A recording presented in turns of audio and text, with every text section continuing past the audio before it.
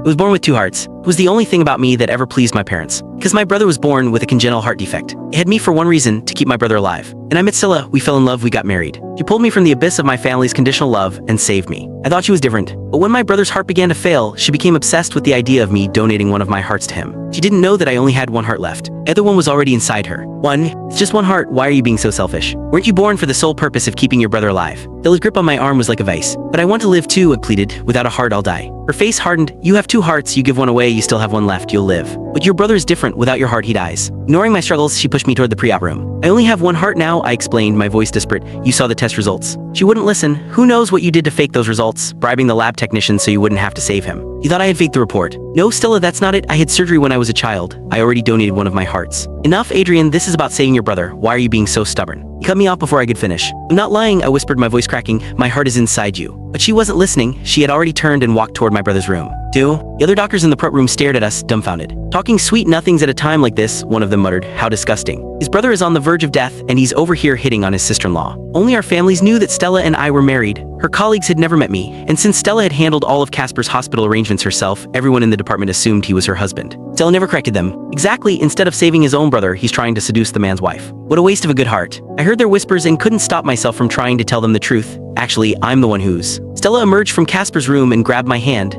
You are donating your heart today, that's final. Your brother is already in the operating room, you're next. She produced a stack of papers. I've already signed the consent forms, all you have to do is get on the table. In the operating room, I saw Casper. He looked frail and weak, a picture of suffering that elicited sympathy from everyone present. Don't you worry, a doctor told him reassuringly. Your wife, Dr. Hayes, will make sure you live a long, healthy life. Casper didn't correct the title, he just gave a weak, saintly smile. It's all my fault, he murmured, his voice full of false regret. Making my brother sacrifice so much for me. He looked at me and for a split second I saw a flash of triumph in his eyes. The other doctors melted. My brother was a saint, I was a monster. Stella soothed Casper, then turned to me. She ignored my frantic struggles, forcing me onto the operating table and ordering the anesthesiologist to administer the sedative. A moment later, my struggling ceased. Stella's fingers brushed my cheek. Don't worry, she whispered, I'll make sure you live. Her mentor had performed a successful heart transplant once, so she was confident she could keep me alive. After your brother recovers, our whole family will finally accept you, and I'll be right by your side always. 3. The surgery began, a tense and orderly dance of steel and flesh. After a long while, Stella lifted a heart from my body. Without a second glance, she rushed with it into Casper's operating room. My chest was an open cavity. My body lay alone on the cold table. Shrill, flatline alarm of the heart monitor startled the attending nurse. He's dead, I thought he had two hearts. You actually believe what Dr. Hayes said? Another nurse scoffed. She was just trying to get him on the table. Good riddance then, he deserved it. Not only did he refuse to save his own brother, Dr. Hayes' husband, but he was trying to seduce her too. So what do we do now? He's dead, just wait for someone to claim the body. If no one does, the morgue can deal with it. With that, they all left the room. Stella, meanwhile, was completely focused on Casper's surgery. She was confident, but it was her first transplant.